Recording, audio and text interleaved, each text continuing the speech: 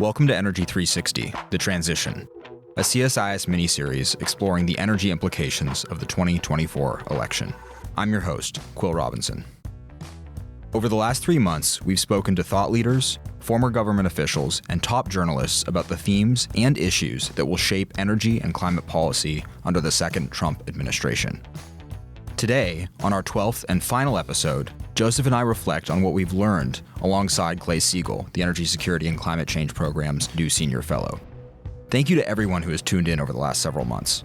And if you're wondering what's next, we will be announcing an exciting new podcast project next week. Let's dive in.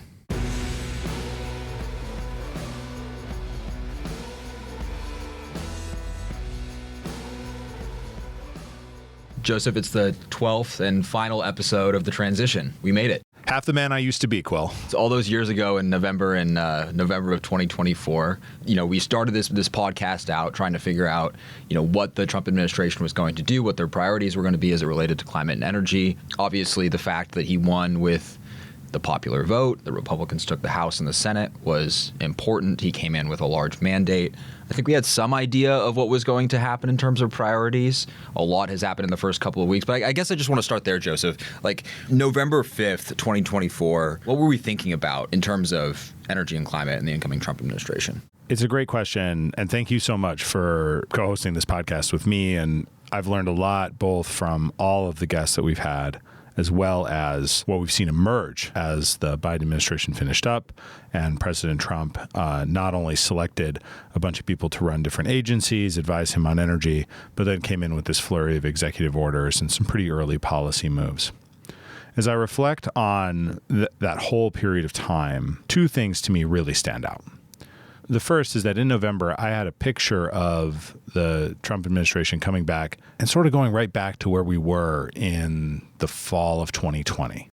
I knew that they were going to pursue deregulation. I knew that they would look at EPA climate rules. I knew that they would oppose and try to rescind a lot of the Biden climate agenda, in particular, the more progressive tone things. What surprised me is the extent to which the administration has come pretty fast and pretty heavy to not just erase the Biden time, but really establish their own energy agenda. And it goes much further than the keyword of energy dominance. My point of evidence for this is the executive orders on energy. If you look at what's in there, it's not just what we heard from the president on the campaign trail. We're going to make liquid gold. We're going to be energy dominant. Everyone's going to buy our energy products.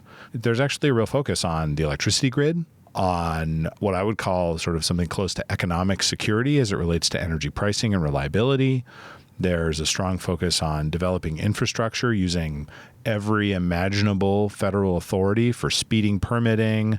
I think they're creating for themselves, or they've created for themselves, a lot of options to help create a vision of U.S. energy, which has a lot more production, more focused on exports, and lastly is focused on making sure that particularly the electricity grid is hardened and well prepared for future growth. I agree. It's a much more expansive agenda than I think that we anticipated. What was on my mind at that time, the Trump administration was going to rebuke the Biden climate agenda and drill, baby, drill. Those were sort of the things that seemed top of mind, but they certainly have spelled out a vision to meet these other challenges as well. Yeah, and to be clear, are doing those two things. You see emerging here a much larger set of priorities. Well, Joseph, one of the other things that did happen in the last several months is we had Clay Seigle join us here at CSIS. And so, Clay, good to have you, and thank you so much for joining us for the final episode of The Transition. Yeah, good to be here. Good to be back. So, drill, baby, drill, that's something that we identified early on as a top priority of this administration. Before we dive into what's happened in the last couple of weeks and, oil and gas going forward, could you talk a little bit about the oil and gas market that this administration came into in November and sort of the context, that the Biden administration left the White House and that the Trump administration entered the White House in? President Trump comes into office probably remembering the oil price environment that he left with from the first term, which was kind of 50s for a large part of that time period. And so here we are in the 70s. It's a higher price environment. A lot of geopolitical developments, a lot of macroeconomic activities took place in the intervening period, to be sure, least of which was a pandemic. big changes in oil demand growth during that time period. But the oil price environment is a bit higher than it was when he was first in office. And it seems like it's already clear from both the executive orders and from some of the public discussion that's been taking place from the top that there's a real strategy here to have lower energy prices as a driver of better economic outcomes for the United States. And so Drill Baby Drill has a place in this strategy because obviously, Economics 101, if we can increase supply, then we do have a chance to lower prices, all else being equal, and to help with, again, the economic strategy of a lower price environment. There's a hope that inflation rates can be tamed and that interest rates can follow oil prices lower. So all that's been articulated so far, and that kind of spells out why they're going in the direction they're going in. And this was something that Scott Bessent, who's now been confirmed as Treasury Secretary, actually did spell out in the fall, Clay, where we were looking back and saw an interview that he did on Fox where he talked about his 3-3-3 plan, which was essentially to cut the budget deficit by 3% of gross domestic product by 2028. And then boost GDP by 3% through dereg and other pro-growth policies by 2028. And then finally, and this is important for this conversation, is to bring into production, domestic production, 3 million barrels per day of oil equivalent by 2028 as well. So I remember Paul DeBar, when we interviewed him a couple of weeks ago, kind of talked about this supply side approach and creating this virtuous cycle that Clay is picking up on here. But did we not realize what exactly it was back in November, or do we have a better idea now? I think we can articulate much better now how the administration aims to do this. You know, just for example, now Secretary Chris Wright was on TV this past weekend. You know, he was confronted with the question that a lot of analysts ask, right? Okay, Economics 101. U.S. has relatively high oil production prices compared to other places. How is it consistent that we have this robust U.S. industry and falling global prices? And the answer is we're going to try to make it less expensive to produce by regulatory streamlining, by reducing inflation of key goods, and reducing the interest rate such that capital can borrow money and invest it in energy production and reduce local costs overall. The extent to which that whole picture can be made to work purely as a matter of, you know, the U.S. president, I think is a big question. Whether that is consistent with a lot of the other goals that the administration has with respect to trade balances and the use of tariffs, again, an open question. But you are getting a view of what they're aiming to accomplish. Yeah, and I'll say this too. Here's the good news from the perspective of the Trump administration. Some of the key factors are moving in their direction. And so a lot of outlooks for the next couple of years do see oil production around the world increasing, including in the United States. OPEC Plus is going to be bringing more crude oil onto the market. And non-OPEC countries and contributors are also going to be stepping up production. Likewise, a lot of the forecasts that are out there are calling for somewhat moderating prices for oil in the next couple, 3 years. So that's all kind of pointed directionally where the Trump administration wants to see things going. Now, when we talk about quantifying it, though, in magnitude, 3 million barrels a day extra is a tall order. Barrels of oil equivalent, so that means that it can come from other primary energy sources, not only oil and liquids themselves, but the U.S. is on track to increase supply, as I mentioned, but not quite in that magnitude, more like a 3% annual growth rate over the next couple, 3 years. Right. So that's the goal. And I want to pull us back to 2024 again and talk about something that was very top of mind for us in November, December as well, and that was permitting reform. I remember both Dave Banks and Emily Domenech talked about this theme of build, baby, build, that this was really going to animate the incoming Trump administration. The end of last year, there was an effort to pass bipartisan permitting reform. Senator Manchin, Senator Barrasso were leading that at the time, and the clock ran down and it didn't get across the line. Joseph, you were thinking a lot and very involved in this permitting reform conversation. Bring us back to the end of last year and the state of the permitting reform conversation then, and then how you think the makeup of Congress and leadership in the White House changes that now. The permitting reform conversation that came to the fore in the fall on the Hill was really about what could the Energy Committee in the Senate do, because it's a Manchin-Barrasso bill, to increase domestic energy production and make reforms particularly on the electricity transmission side that would allow us to build grid infrastructure, particularly high voltage direct current lines faster and a little bit more rationally than we do today. That was a particular political balance that Manchin and Barrasso struck. It encountered a House Republican majority that wanted to see much deeper permitting reform, particularly when it comes to NEPA and a variety of other statutes, which the Manchin-Barrasso bill didn't address and couldn't by the nature of the committee that it came out of. They didn't strike a strong political balance there, and now we're left kind of starting over again. So in the meantime, the administration comes in and declares an energy emergency. And the energy emergency declaration is, in my view, important because it allows for the president and the agencies to use authorities to say, the country is in an emergency situation with respect to not having enough energy production. And there's even some hints in there that the world is in the position that it doesn't have enough energy production. But I thought that we became net energy exporters in 2019, that in 2018 we became the largest producer of oil, and that, we're the largest. It's all a matter of what your counterfactual is, right? And in the energy dominance world, in the frame that the administration wants to take, they see immense natural resources here in the United States, which should be taken advantage of and used around the world. And that benefits our economy. In some senses, it benefits the environment. And lastly, it benefits us geopolitically. Those are the intuitions of the administration. So the emergency gives them a bunch of potential tools to speed permitting, to support projects, in particular those that will allow us to produce more energy and reduce costs of energy for American citizens and speed the approval of export capacity as well. So is this a get-out-of-jail-free card for Congress? There, I think the answer is no. Rather, I think it's a call to action because governance by emergency is not a permanent solution to a long-term problem. Those attempts to use those authorities will encounter legal and political opposition. It's not clear how much we're going to be able to accomplish with them, even though they've created themselves a lot of options to use. And the long-term, more rational process that I think we can get out of Congress would be able to address a variety of larger issues, including transmission planning and a bunch of other things that you can't really do by emergency or fiat.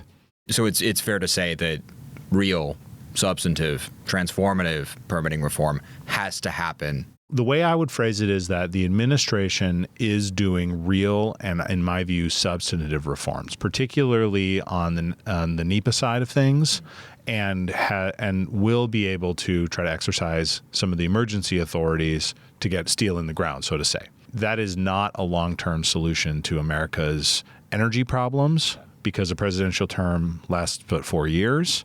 And infrastructure development, even in an accelerated fashion, takes longer than that. So that means I think it's while it's substantial and while it's meaningful, it is not the full solution that we need. We still need Congress to do that.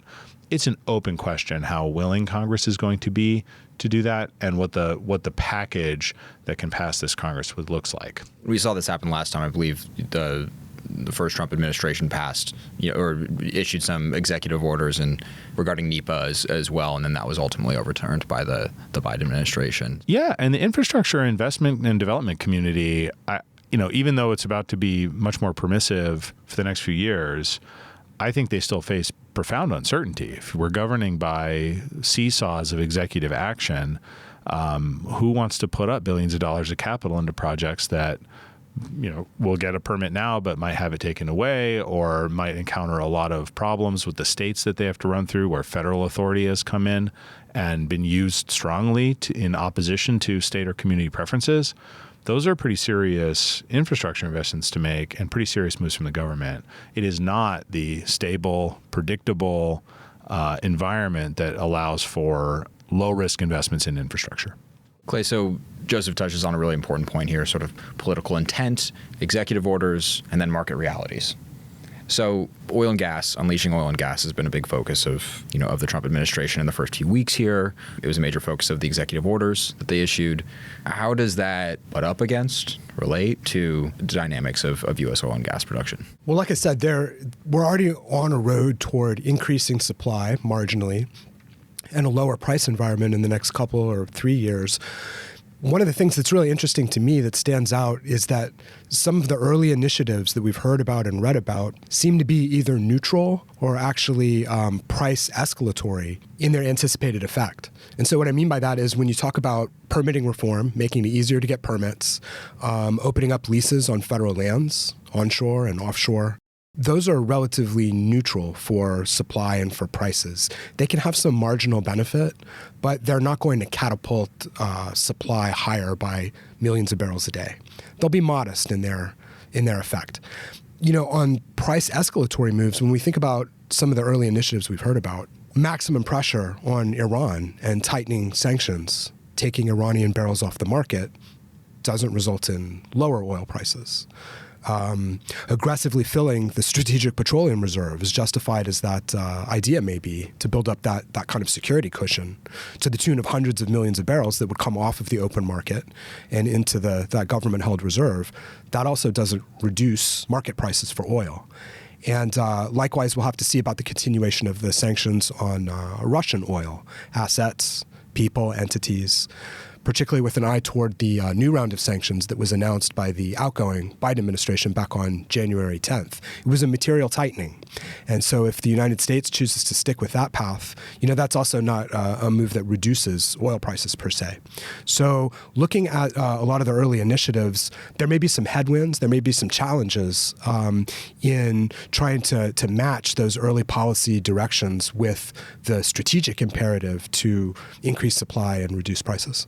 One of the topics covered in the executive orders was Alaska, though. That one stood out to me. This is on the gas side. I think around 60% of gas demand in the next couple of decades is going to come from East Asia. Obviously, key allies like South Korea and Japan, Taiwan certainly want to have reliable sources of natural gas. Perhaps this is something that's not going to result in any changes to the gas market in the next couple of years. But what is the implication of kind of bringing Alaska back into, or LNG markets in particular? Well, Alaska is a great example of maybe the limitations on the policy initiatives to increase supply in a material way. I mean, the E&P industry is not exactly banging down the door in order to get into and to develop those resources in Alaska and bring oil and gas resources there to market. It's one potential avenue among many that the industry will consider and its investors and stakeholders will consider in terms of being able to commercialize the new supply options and bringing new supply to market. Those are really expensive projects. They're a long lead time. They depend on sophisticated understanding of the buyer markets around the world, and so they're also not without risk. But I think that this cuts to kind of a larger issue in these policy initiatives that we've heard about early on, which is to say that there's a limited effect using kind of the conventional playbook for oil and gas market dynamics and industry dynamics in terms of materially increasing supply. The conventional wisdom right now seems to still be prevailing since the pandemic recovery is that oil and gas operators are no longer really being rewarded for maximizing production increases. They're really being rewarded for returning value to shareholders. Bigger dividends, more frequent dividends, share repurchase agreements, and generally kind of returning that free cash flow from operations. So the message that they're hearing from their investors is not drill, baby, drill. Certainly not. It's to the contrary. It's maximize EBITDA, baby. Maximize EBITDA. It doesn't roll off the tongue in the same way. It seriously doesn't. I like the drill, baby, drill dynamic better. But seriously, the challenge that the administration will face in a lot of ways is kind of lobbying the oil and gas industry to step out of its comfort zone and step out of the mandate that a lot of the investors have given to restrain supply growth in line, first of all, with supply-demand balancing requirements, but then again to the individual company level requirements to return that value to shareholders. They're not going to change that imperative anytime soon. And so it almost begs the question that if the administration really is expecting a material drop in oil and gas prices, and maybe that fails to materialize after the first, 3, 6+ months, how is that received here in town among policymakers, and what options could be in kind of like the plan B? The plan A was kind of come in and more or less give the industry what it had been asking for and suggesting over recent years, particularly during the Biden term, with all of the liberalization that's been articulated for permitting reform, for opening up lease sales, and generally giving the industry what it's been suggesting, then if the oil supply and gas supply increases are not forthcoming and price drops are not forthcoming, what's next? We really have to keep an eye on what policy measures could be considered in a scenario like that. Right. I mean, that was the big promise of this administration, is that they're going to beat inflation. They were, by bringing energy prices down. Clay, you mentioned the effect tariffs as one of the factors that could actually have an impact of increasing energy prices. And so I want to turn to trade now, Joseph. We knew that tariff is the most beautiful word in the English language. We knew that President Trump has a strong track record of protectionist trade policy. I've been surprised by exactly how aggressive they have been his administration has been in the first couple of weeks. So President Trump is very focused on rebalancing when it comes to trade, and also using tariffs to, some people would claim, coerce allies and enemies to get them oriented more in the direction that he would like. His trade agenda thus far has not been focused on energy exclusively, but it has serious energy and perhaps climate implications as well. Joseph, could you just talk a little bit about that dynamic and maybe what has surprised you or not surprised you when it comes to President Trump's trade agenda in the first couple of weeks here? Of course. Here, clearly, we've seen historically aggressive moves, threatening fairly high tariff rates against Mexico and Canada, Colombia, and the president is clearly using tariffs as a political tool to get negotiations, concessions. And then, long term, I think they do expect to use tariffs for rebalancing trade. So we've established higher tariff rates on China, higher tariff rates on imported steel and aluminum. My inclination is that eventually the president will want to see high and relatively permanent tariffs compared to historical values across a wide variety of goods. He seems to believe that will be good for rebalancing trade and supporting domestic manufacturing. In this period, if you're planning to do something anyway, why not use the threat of that thing for get what concessions you can get out of it? I don't know that that's their thinking, but that might be the period in which we find ourselves. On energy, though, you can see that this is not entirely a bludgeon that the president wants to use. So when looking at tariffs for Canada, energy products were going to be tariffed at 10% instead of 25%. I think in recognition of the fact that would increase costs for U.S. refiners. It was a good opportunity for think tankers to remind the population that Canada sells the U.S. the most crude oil out of We're not completely energy independent. Yes, we trade. And so in that context, I think you saw some sensitivity. I think a lot of critics of the administration are saying this runs opposite their economic agenda. If you're trying to defeat inflation, why would you raise tariffs? And but very clearly they are aware that this is an issue, and it's to their judgment and to the judgment of Congress, which ultimately controls trade policy, how much of these tariffs are worth paying for their purported benefits. President Trump is clearly supportive of reindustrializing the U.S. and de-risking from China. He was the one who really brought that to the fore in his first administration. I think it would be fair to say that President Biden embraced that agenda and then tacked on decarbonization as well as sort of his conception and his goal of shifting the political economy of the United States and our relationship with the economies of the rest of the world. Just we spoke to Oren Cass about industrial policy several weeks ago now. I'm still wondering about the future of green industrial policy. I think clearly President Trump's administration is going to continue on this path of putting up trade barriers and de-risking from China, but I don't have a great idea of what manufacturing industries this administration wants to champion. I wonder if that sort of additive industrial element of industrial policy will emerge in the coming months. I'm so glad you asked, because so much of our conversation today has focused on what's different, what has changed. One of the things that's the same is that the president, just as President Biden and during his first term, want to see reshoring, particularly of manufacturing jobs. And that's a economic security story when they think about the security of our supply chains. It's a potential future export story when you think about our economic security, and it's a labor story, right? Both presidents have been sensitive to the fact that a lot of people got left behind in the globalizing economy. So in the Biden world, industrial policy was green-hued. We were making substantial investments under the Infrastructure Investment and Jobs Act, the IRA, into manufacturing the products of what that administration felt was going to be the future of the energy economy. If you look at the statistics that are available, the battery supply chain, mostly for EVs, was the second largest source of new manufacturing construction investment in the United States over the course of the Biden administration, led only by semiconductor manufacturing, which is like the most expensive manufacturing process you can do. In that context, what we need to see is, one, are those the tax credits that support that kind of investment maintained? There's no guarantee that Congress is going to get rid of them. And in that case, you very well may see continued investment in that space as the automakers and battery suppliers see the market moving in that direction, even if the president is sort of tepid on electric vehicles. For a lot of other places where the Biden administration was making investments, I'm thinking here offshore wind, where our research group spent a lot of time. I think they're going to completely leave that stuff behind, right? That's a tricky one because not only are you developing these large offshore fields where you have a big wind turbine and it sits on a pylon and you're jamming it into the ocean bed or floating it maybe, but you need a whole supply chain for that stuff because you don't really want to ship these huge pieces of metal around the world. And so there were lots of efforts to set up regional manufacturing hubs using IRA and IIJA tax credits to do that. And I think that stuff is, for the time being, not really where the administration is going to be. Now, if a bunch of market actors come and show up and say, we want to do these projects and we want to use these tax credits to do it, I actually don't know what we're going to see. I mean, even if you set climate aside as a national priority, looking at these different clean energy technologies in terms of their economic strategic significance is going to be interesting in the coming years.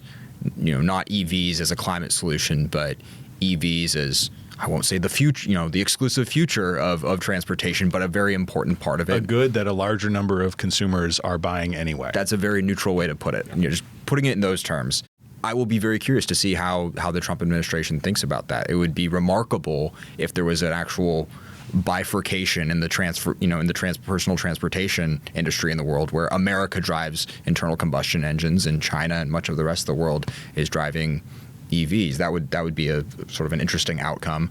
It certainly would be significant to our economic competitiveness and self-conception, even, as Detroit as the hub of auto manufacturing in the world, if it did not really lead in making kind of the next wave of vehicles. And so that's my question when it comes to industrial policy, is what do these technologies look like and how does this administration think about these technologies, even setting aside the climate considerations? And then related to industrial strategy, but not on a particular technology, we did see, we've talked about on the podcast, and we saw through the nomination hearings, a focus from a lot of leaders in the administration on carbon intensity of production, right? One of their objections about globalization, in particular trade with China, is this idea that Chinese producers don't pay for pollution, or they're unregulated. Oftentimes they're subsidized to create pollution for industrial production. And that puts our producers at an unfair disadvantage because of the high air quality standards, investor rules, and a variety of other limiting factors for us here in the United States. And that means that industrial production, or economic production more broadly, here is less carbon intensive than it is in a lot of other places around the world, in particular China. The idea that we would find some way to represent that with a carbon tariff, border adjustment, some sort of policy, I think is still far off when you have a president who clearly just prefers broad brush tariffs. They're easy to explain and they're easy to throw up. As this sort of new regime matures, I think we will continue to see conversations here in the U.S. about how do we want to reflect the cleanliness of the U.S. economy, the relative cleanliness of the U.S. economy in the global trading order. I don't think that conversation has ended whatsoever. Absolutely. So on our first episode, I asked a question of all of our guests, Clay, and that was, what is the motto of this administration when it comes to energy and climate? And so I'm going to ask Joseph that question again, see if his answer has changed, but I want to ask you what you think the motto of this administration is. It seems clear that the motto, on at least like a declaratory level, is energy supremacy. I think different people define that in different ways. And so it seems clear as well that on the domestic side, that means activating, commercializing, bringing to market the vast energy resources that we have here domestically. And there are policy considerations that will influence the pace and the success of those efforts. On the international scene, energy dominance probably means leveraging those capabilities that we increasingly in the United States have as a substantial exporter of oil products, liquefied natural gas to customers all around the world in ways that intersect with our foreign policy objectives. And I think that that's going to be one of the mainstays of this second Trump administration, is seeing energy dominance as a tool, as an implement of foreign policy. Joseph, I'll turn to you. What's the motto when it comes to energy and climate of this administration? The motto is energy dominance. What does dominance mean? It means we are going to unlock the resources that we have available to us, and we're going to use them for reducing consumer prices, strengthening our international position, and winning on a variety of strategic initiatives, whether that's the race to AI supremacy or reshoring, manufacturing, and securing supply chains. That is what the administration has said it wants to do. It's pretty clear that's what they're setting about trying to do. We'll see over the next few years how much of that agenda they're able to accomplish, both with the political situation here in Washington, the policy changes they make, and external factors and market prices from around the world. I'll just riff on that for 1 second. Joseph touched on United States resources becoming unlocked. Others have described it as unleashed. But it seems that United States energy supplies are not really locked or leashed by government policy per se. I think we can anticipate that easing those restrictions is going to have a pretty marginal effect on supply growth in the United States. It won't be zero, but it might not reach the aspirations of... At least in petroleum, right? Oil and gas. Yeah, I think that's right. And hydrocarbons. Yeah, I would agree with that. It's really locked, it's really limited, leashed, if you will, by capital markets, by global supply-demand realities for these commodities. And so as long as policymakers are mindful of those contributing factors, it will be possible to bring about incremental growth that can help get us along the price trajectory that this administration is hoping for. Clay, recognizing the limitations that you laid out, but also this more expansive energy agenda that has emerged, and I think this really transformative, move fast and break things approach that this administration has embodied in the first couple of weeks, I'm going to throw a different one out there and say the motto is powering the American golden age. I think this is so much broader than energy itself. It touches upon all of these different areas in society, and so energy flows through all of it. Joseph, this has been fun. This is episode 12, our final one. Thanks for doing this for the past couple of months. Yeah, I mean, the true definition of energy dominance is a weekly energy podcast with such a great selection of guests and insights shared with you, Quill. So thanks so much for your work on this project. Thank you so much for tuning into The Transition. Stay tuned for our new podcast project, Power Map.